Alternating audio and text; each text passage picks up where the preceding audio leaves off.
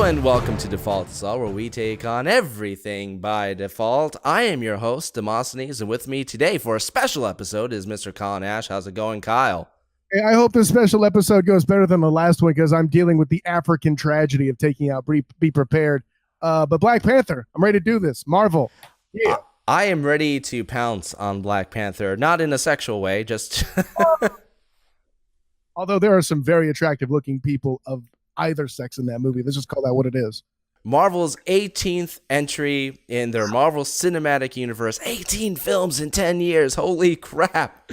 It's the first most anticipated film of this year. Already they're saying that it's going to be the biggest February opening of all time. It's beating Deadpool. They're saying that it might make between 170 million to up to 200 million. And going to the theater and seeing this film, I could tell that a lot, and I actually spoke with a few people that for a lot of them, this was their first Marvel film. This film has brought an outside audience into it, and possibly because of its cultural relevance, probably because of the hype, for many different factors. And I can actually attest that in many ways, it does live up to the hype. Yeah, no, it delivered very well. I know, that there were some people that were sensationalizing, like, "Oh my God, best ever! Sell this movie to your children, whatever." But they do that with a lot of movies when it comes out with Marvel. Ragnarok was allegedly the best Marvel movie when it came out, which no, it's not. It's just really, really good. Just like this movie, very happy with it. Definitely on par with Ragnarok as far as where it should rank. This was an excellent movie. It was a good story. I was not super familiar with the Black Panther character, nor any of the others within the movie per se. Aside from the story and stuff too, the themes in it had a lot of depth. I felt a message in it. And there was only one or two nitpicky things that I really had an air quotes problem with, but it's a comic book movie, so at some point you just got to get over it. Well, I will say that despite some of the, as you ascribed, sensationalism behind the movie, people calling it a masterpiece, people saying it's one of the greatest films of all time. No, it's not. But it is a damn good superhero movie. And I really feel that when it comes to the Marvel films, some of the better ones are the ones that are more relevant to today's time and actually take some of their topics seriously. And of course, that can be ascribed to the Winter Soldier, or I'd even argue the original Iron Man. When they bring up these particular topics, they're super serious about it. They do not walk on eggshells around it. They do not dilute it. They actually present it for what it is, and by doing so, it has a powerful essence to it. It doesn't lose the impact. Before we delve into specifics, and at one point we will be talking spoilers, but we'll give you a fair warning about that. I wanted to know, specifically, I think the one thing that really jumped out to me about this film, one of the strongest elements about it is one of the most criticized elements in most Marvel films. Michael B. Jordan as Killmonger is by far one of the best, if not arguably the best, villain in a Marvel film. That gives him almost 2 for 2 between Spider-Man's Vulture and now Killmonger. I mean, they're course correcting in that department. Absolutely, and since they're getting closer to Infinity War, they're not as, what's his word, story bound, like, oh, we got to be careful what we do with this guy because X, right? Now that it's the next movie in, if we screw it up, they'll forget him anyway. Let these characters breathe a little bit. Let them be them for some of the film, and they're starting to figure that out. Loki's the only one that we've ever really gotten to know up until we got to, let's say, Michael Douglas as the Vulture. We are Michael Keaton. What did I say? Douglas. Damn it, that's because I saw the Wasp trailer. But that is correct, because Michael Keaton's real name is Michael Douglas. Yeah, that's exactly what I meant. Yeah. I spoke to Michael Keaton about this, link down below. Mm-hmm. Yeah, exactly. But yeah, Michael Keaton as the Vulture was great. But you still haven't surpassed Loki, but by the same token, man, Listen, can we talk about Michael B. Jordan? If Michael B. Jordan was still a thing back when I was playing semi-pro football, I would watch one of his movies, other than Chronicle, which was still good but didn't have the same effect on me. Creed, this performance, and anything else I've seen him in, I've always been hyped up when it was done. Like I could go play a game of football or something. Amazing. I mean, we're talking about villains. Andy Serkis is a freaking joy to watch in this film. I'm going to tell you this right now. Yeah. Two things. For one, if y'all thought Andy Serkis couldn't act because he was with computers, you've been proven wrong. Two, if Jeff Goldblum didn't exist as the apartments.com guy in Ragnarok, this would be the new mid-level villain Bar. He is that same, and I alluded when we were talking before the show that there's a couple things. They don't steal it, I wouldn't say that, but they do borrow a few elements, and one of them is that mid-level villain guy who's not the main villain, but is there enough to be a focus, kind of like Jeff Goldblum in Ragnarok. And the other thing they borrow is the sibling aspect. Thor and Loki was a lot more pronounced, obviously, in Ragnarok. But here you have T'Challa and his sister and their banter, like the whole thing in the lab where they're showing off the kinetics. If it was a Star Wars movie, well, actually, at this point, it would have to be reincarnated. But hey, if Princess Leia can float through space, why not? He would reincarnate right there and said, "It's a trap," before he kicked it and goes all to holy hell, you know. Well, I will say that Age of Ultron, Avengers 2, it was, I think it's, argue with me, at me. Yeah, I think it's one of the weakest of the Marvel films. But one of the shining parts of that film was Andy Serkis playing this character. And to expand on him in this film and use him, I mean, he was fantastic in that film, but use him far better in this. He was one of the bright spots, and you must have loved the one scene where Bilbo and Gollum, you know, finally... Where he offers up his track on SoundCloud. Hell yeah, that was great. Who's offering the riddle to whom in that scene? I see what you did there. I'd hope so. But no, the cast was fantastic. It's funny that you bring up Creed because this is directed by the same director, Ryan Coogler, and he brings that energy into this film that he injected in Creed. It does lead to, by comparison, it kind of leads to one of the weaker aspects of the film. I think that one of the greatest things about Creed was the way that some of those boxing matches were shot, especially the one which was practically one take. Very dynamic. I think that with a couple of exceptions, some of the action scenes in this film were a little too hyperkinetic for their own good. Pardon expression, that being the basis of the Panther suits. Yeah, very much so. There's one scene at the beginning in particular that it's shot in the dark. Everybody's wearing dark suits, and I couldn't tell what the heck was going on.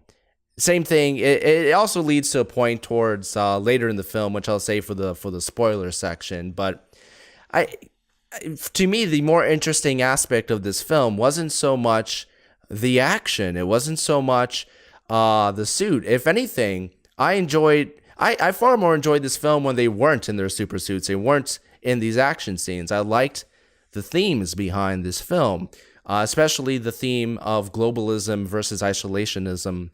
Right. And I applaud the film for daring to go there. It doesn't paint Wakanda, the fictional land of Wakanda, and their entire belief structure as impeccable, as perfect. They actually do criticize or open the floor to criticism about the way that they're handling their very nation. And I find that to be daring in its own way.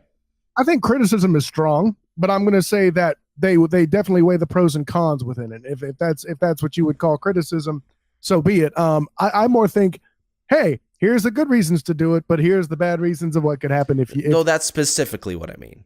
Okay, and then for my money, you mentioned that first fight being too dark and all this other stuff. I think I had that first gripe at first, but as I'm watching the movie and noticing the rest of the fights were shot nothing like that, I think what they were trying to do was more give you the point of view of the victim in that first attack is like, oh my God, this guy came out of nowhere. He just whipped my ass and cut a car door in half. They're going for Batman Begins, his first appearance. Right. Maybe they didn't connect, but that was the goal. One of the smartest things that this film did, especially in comparison to a lot of the recent Marvel films, was that it was set up more so as a standalone film, far more of a standalone film for Marvel than we've seen in the last few years. I mean, I can hardly imagine a regular moviegoer going in to see Civil War without having seen any of the other films and following what the hell is going on. And it was a very smart decision to do it with this film, being that it attracted a more unusual audience for this particular genre of films.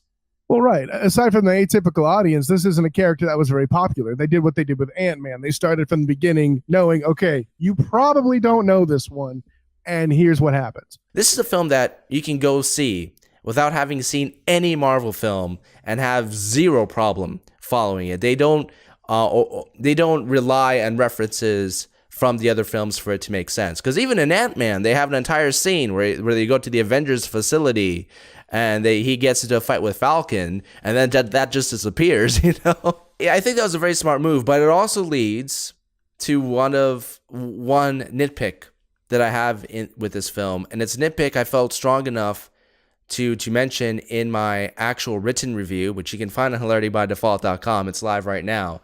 And I mentioned it more so as a warning to people seeing this film.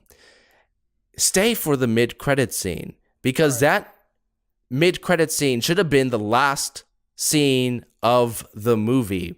Without giving anything away, it wraps up story arcs, it wraps up character arcs, and most importantly, it wraps up the thematic points of the film.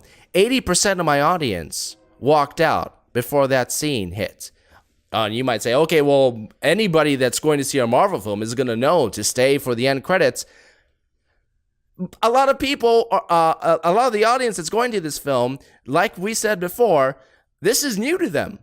And they're missing out on the most important, the capstone of the goddamn film. Well, you know, let me put it to you this way, Demos. If there are this many people that are uninformed about the Marvel universe a decade later, it's a good thing I'm coming out with the new series that is a collaboration between Hilarity by Default and NGSC Sports, the Sports Fans Guide to Nerd Culture. Bing! Because this will solve a lot of those problems. Continue.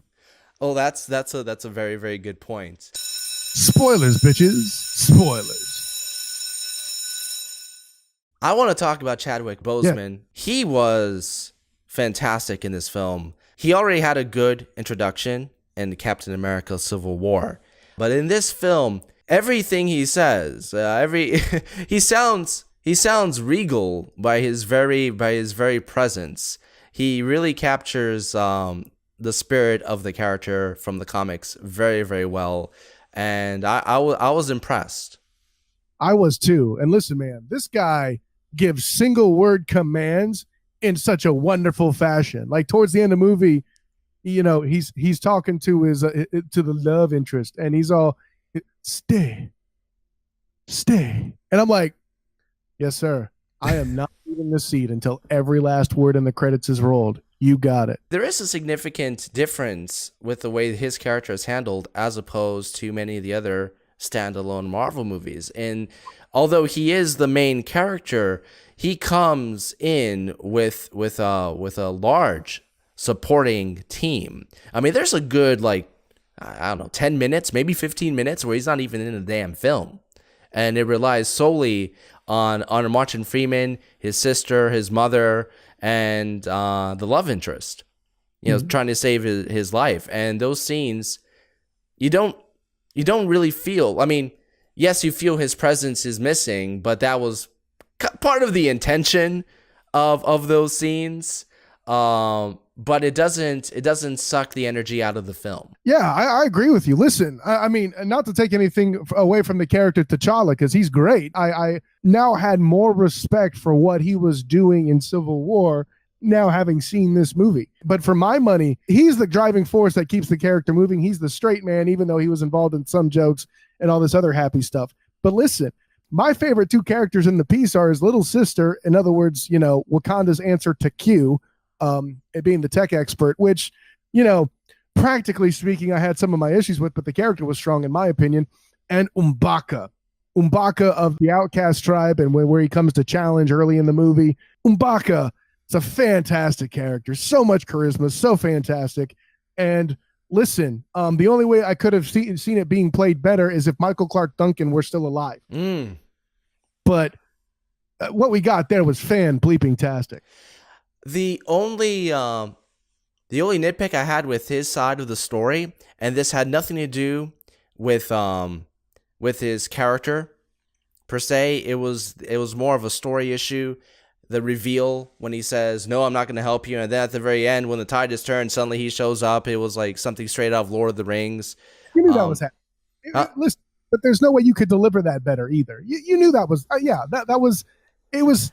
I mean, that is a nitpick. It kind of robbed the scene because it's coming. It kind of robbed the scene of its dramatic a little bit. A little bit. But then again, like when you knew it was coming, and when it's delivered, okay. Oh, we're gonna see more awesome stuff now. Ooh, Umbaka's here. Okay, I'm back in. Let's do this. But I like the way that they set up his character, and it leads me to conclude what I was saying earlier about the action scenes, because the two best action scenes in this film are the one-on-one battles that they have on the waterfall. That to me felt a little bit more visceral. It felt a little bit more in line with what I may have expected from the director of Creed. I think one of the reasons that these two fights in particular stand out to me so much more is it is a super powerless fight. There are real stakes laid out. It's a lot easier to put what you said, visceral. I'm going to go with graphic and brutal. Same difference. When the computer isn't in the way, and sometimes you just can't avoid that. I mean, listen, it's what killed Green Lantern. We'll call that what it is. Oh yeah, I mean, this is far. I can't. I don't even want to say that title because there's no comparison. But I see what you're saying. But that last fight, the climactic battle between him and Jordan, with the exception of when they take a small break in the middle and actually start talking, that fight did let me down quite a bit, because once again, it's two people in black cat suits fighting in the dark on a fully green screen animated set, and the film had set up so much goodwill beforehand that I was able to accept it. Now I'll say that much, but it was a bit of a letdown. Now what followed it? The final scene between these two characters made it all worth it. But yes, on the other hand, you have people straddling rhinoceroses and going into battle. I mean, how can you complain? Listen, dude. Like, I mean, I'll be honest. They made the rhinos a little too agile for my taste, but I kind of let that slide because comic book movie. They handle the comedy pretty well. It's not forced. And no. It doesn't come, it doesn't feel like every dramatic moment it has to be punchlined by a joke. And when they do make jokes, for the most part, they hit pretty well. The sister character, and I think you liked her a little bit more than I did, but I think she delivers because I'm a big fan of puns, I think she delivers one of the funniest jokes in the film regarding footwear. Oh, no, that was great. That was great. Also, hey, listen. I know it's juvenile, but when she flicks him off, I thought that was great. I'm sorry. This movie didn't have to tell a lot of jokes because what was going on wasn't as sensational. It wasn't a Norse god with a science experiment gone wrong on a rogue planet. This was right here on this big blue orb in the middle of the continent of light. You had to be subtle with the humor, or else you would be accused of not taking the material seriously. Well, it helps that the driving forces behind the story are personal, and that goes back to Michael B. Jordan. And one of the things that sets his villain apart so much is that moral ambiguity that he has as a character. It makes him a stronger villain. He doesn't have. It's not like Ronan from Guardians of the Galaxy, who's there just to be evil. And I'd even argue Hela, who's there just to be evil. He is far in his side of the story. He is He's he's a hero. Right. Yeah. It's not just, I want to rule the world like Loki, that kind of thing. Loki's petulant. Well, even Loki has his moral ambiguity, especially in the first film, considering his parentage and so forth. Right. But you're going to call this villain petulant? No, you're not. No. I mean, they're very different characters, but what I'm saying is there's more to them than just I want to be evil, I want to rule the world. Yeah, exactly. There's no Tears for Fears song up in this beast. And although if there's one thing that Michael B. Jordan and Loki have in common is, damn, both of them have swagger. Oh yeah. No, that's very legitimate. Like, listen, I don't know how you can be perceived as badass while wearing that, what looked like an African like water buffalo mask. He found a way. I thought that was cool. I thought that made his character a little creepier. And it also fit with his roots, more or less.